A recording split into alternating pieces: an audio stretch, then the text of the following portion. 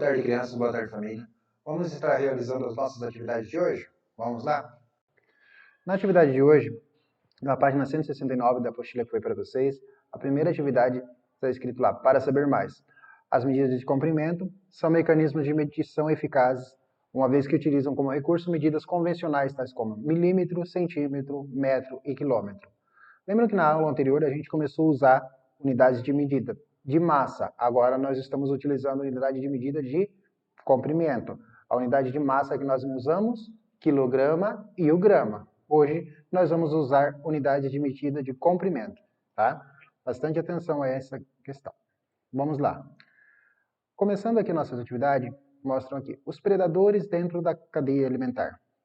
Animais que caçam outros animais e deles se alimentam são chamados de predadores. Existem predadores bem famosos, como o leão e o tubarão branco. Porém, há pequenos predadores que surpreendem, pois podem se alimentar de animais com tamanho maior que o seu. Veja, aqui nós temos um besouro, a estrela do mar, um gafanhoto. Olha só.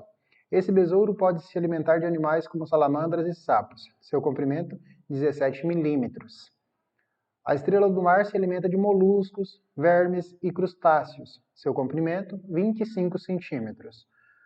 O louva-a-Deus pode devorar outros insetos e pequenos anfíbios. Seu comprimento, 5 centímetros. Tá?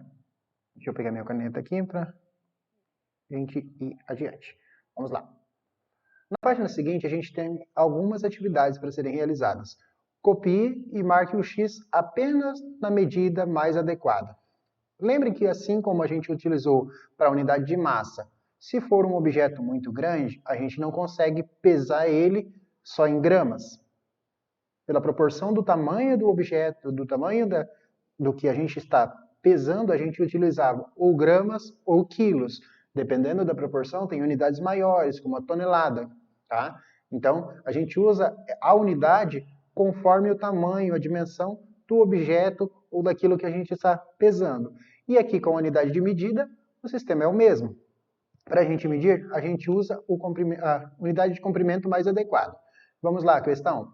Comprimento de uma jiboia adulta.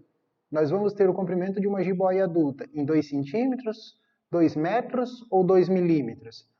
Lembra? Consegue identificar?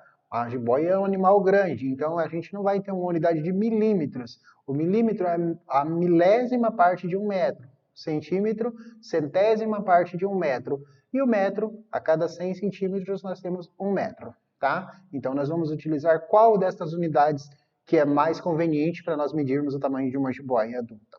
Bom, veja lá, avalie, analise qual que é mais condizente. E daí vocês vão marcar aqui. Vou fazer essa primeira aqui para vocês verem. Ó. A jiboia adulta, a gente vai usar a unidade para medir ela, metro. Porque ela não vai ter apenas 2 centímetros ou 2 milímetros. 2 milímetros dá o tamanho de uma agulha. 2 centímetros, aqui é a pontinha do meu dedo, a última divisão do meu dedo. Tá? E assim vocês vão analisar as próximas questões. Comprimento de um gato, o comprimento de um inseto, o tamanho de uma joaninha. Tá? Assim vocês vão definir qual das unidades é mais condizente e descobrir o tamanho destes animais. Vamos à próxima questão. O tubarão branco é um dos predadores dos mares mais temido, pode atingir até 7 metros de comprimento.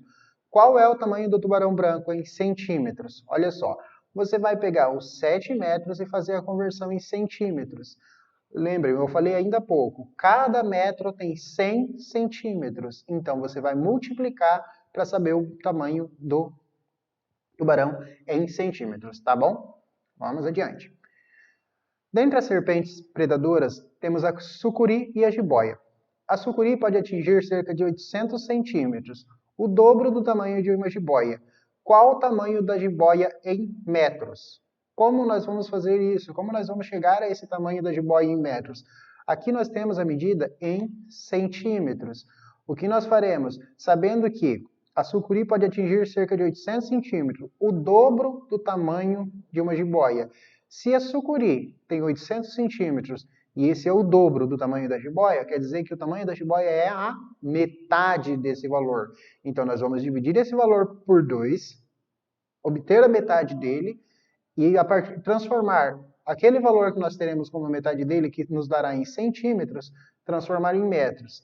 Aqui nós transformamos no exercício anterior metros em centímetros. Agora nós vamos fazer o processo inverso, transformar os centímetros em metros, tá? Façam lá com bastante atenção. Se aqui a gente multiplicou por 100 para obtermos 7 metros, multiplicamos por 100 para obter centímetros, aqui nós vamos dividir o valor que dará a metade do 800, a gente vai dividir por 100 para obtermos o tamanho dele em metros, da jiboia em metros, certo? Próximo. O mais veloz dos animais terrestres é o guepardo. Aqui está escrito guepardo. Predador voraz. Ele percorre 100 km em 1 hora. Quantos quilômetros ele percorre em 2 horas? Operação simples de multiplicação, certo? Vamos adiante. Aqui. A figura abaixo mostra o trajeto que João faz todos os dias para ir de sua casa ao trabalho. De carro, o carro está parado exatamente no 2 km do percurso. Tá? Aqui está o carro dele, ó. A distância da sua casa ao trabalho. Aqui está em 2 quilômetros. Agora vamos prestar atenção, analisando essa imagem, vamos responder. O restante da distância a percorrer é de...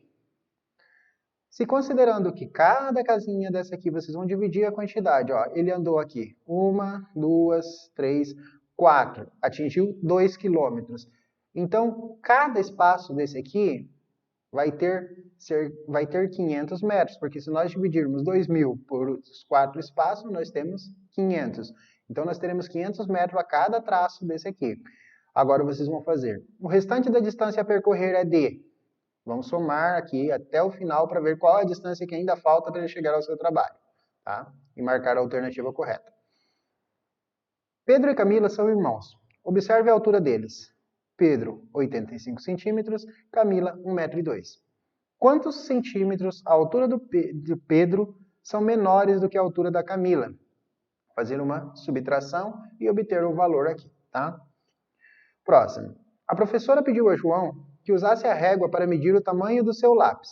Porém, a régua de João estava quebrada. Observe como ele fez. Vamos ver na próxima figura também? Olha só. Ele pegou a sua régua quebrada, ó, ela estava quebrada aqui, ela não tinha todas as marcações. Então ele iniciou aqui no 4 e encerrou aqui no 9, certo? Agora a pergunta, qual o comprimento do lápis de João? Certo? Vocês vão fazer a subtração e obter o tamanho do comprimento do lápis do João. Próximo. Marisa foi ao sítio, observou as placas da estrada que indicam a distância em quilômetros e depois fez um mapa. Olha só, aqui nós temos a quilometragem da estrada, não o percurso que ela correu, tá? Aqui está a quilometragem da estrada. Quando vocês viajam, se vocês olharem para os lados na avenida, vocês vão ver que a cada certa distância tem uma placa azul sinalizando a extensão daquela rodovia. E isso é o que está marcando aqui, ó, a extensão da estrada. Agora vamos lá. Da entrada da cidade até a entrada do sítio, são quantos quilômetros? Ó, aqui a entrada da cidade e aqui a entrada do sítio. Façam a conta para ver quantos quilômetros ela percorre para sair da entrada da cidade à entrada do sítio. Qual é a distância entre o posto de gasolina e o posto policial? Aqui o posto de gasolina e aqui o posto policial, certo? Bem simples, bem objetivo, bem fácil de fazer, tá bom? Façam aí com bastante carinho, com bastante zelo. Na sequência, nós temos aqui a atividade família. A família. Vamos ler o texto? A família é o berço que nos acolhe ao nascer, nos dá a força e energia, nos abriga e faz crescer. A família é o lar, onde voltamos cada dia, que nos anima e protege na tristeza e na alegria. A família é o abraço que aperta contra o peito quando tudo corre mal ou parece ter defeito. Há famílias bem diferentes em gênero, número ou cor. O que importa é a união, o importante é o amor. Lindo poeminha, né? Da Maria do Rosário Macedo. Aqui está o nome da autora. Agora vamos analisar este poema. Este tipo de texto é um conto, um poema, uma fábula. Acho que eu acabei de falar, né? É um poema. Como essa eu já dei de presente, vou deixar marcado aqui. Próxima. Em relação ao poema, responda. Número de versos. Vocês vão contar aqui quantos versos tem o poema. Lembrando que vocês já tiveram aulas dizendo como que é o poema, ele é dividido em versos e estrofes, então vocês vão contar quantos versos tem e quantas estrofes tem, tá bom? Vamos à próxima. Quem escreveu este texto e em que ano? Essa informação também está contida ali no texto. A gente leu e está contido ali no texto, então identifiquem esta informação. Qual o assunto retratado no texto? O título nos traz essa menção e o teor do texto também nos fala qual é o assunto abordado no texto. Próxima. Conforme a orientação, circule as rimas do poema. De verde, a primeira estrofe, de azul claro, a segunda estrofe, de vermelho, a terceira estrofe e de amarelo, a quarta estrofe. Agora, faça a ilustração da sua família com capricho, tá? Aqui embaixo vocês vão fazer a ilustração da família de vocês, como é a família de vocês, representar daquele jeitinho que ela está guardada no coração de vocês. Vamos adiante? Tempos modernos. Vejam ali a charge. Olha só, tempos modernos. Eu adoro esses nossos momentos em família. Eles estão efetivamente tendo um momento em família? Olhem bem, analisem bem a imagem. Eles estão tendo um momento em família? O que será que está acontecendo ali que faz com que o nosso autor traga essa charge para nós, para a nossa reflexão? E agora, vamos analisar conforme as questões que estão na apostila de vocês.